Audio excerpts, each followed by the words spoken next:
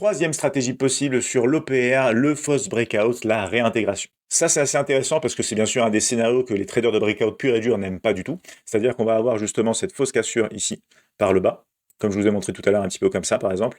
Et en fin de compte, ça va susciter une réintégration, idéalement même un maintien, et ensuite, bah voilà, on peut évoluer à l'intérieur en direction à ce moment-là de la partie supérieure, voire même ensuite de cassure au-delà, etc. Mais grosso modo, c'est le fait de se dire, voilà, on a peut-être justement juste une mèche qui est créée. Vous voyez, on a peut-être juste une mèche qui est créée où on a une clôture quand même aussi 15 minutes, mais directement derrière le marché réintègre. Et là, ça piège les deux premiers traders, les traders du breakout, qui sont des traders avec des ordres en attente, mais aussi les traders de breakout, qui sont des traders avec une confirmation de bougie, peut-être 15 minutes ou 5 minutes justement, du coup, de cassure de l'OPR par le bas. Donc ça, forcément, c'est pas apprécié des traders de breakout pur et dur, puisque c'est une fausse cassure, on vient les piéger et on réintègre et on marque le maintien idéalement. Et tout ça pour aller idéalement dans un premier temps sur la partie opposée de l'OPR, et ensuite, pourquoi pas même jusqu'à breaker, ça donnerait d'autant plus de mouvements violents possibles et forts à la hausse. Donc ça, c'est l'exemple de la fausse cassure par le bas. On a aussi la fausse cassure par le haut. Et à partir de là, du coup, ça nous donne quoi? Ça nous donne à peu près ce genre de choses, bien évidemment, un petit peu comme ça, voire même ensuite comme ça, pour continuer. Donc je vous ai pas mis le scénario du trade, mais vous en doutez, ça se place un petit peu comme ça, c'est-à-dire que là, vous pouvez jouer ce genre de scénario ici en réintégration quand vous voyez que c'est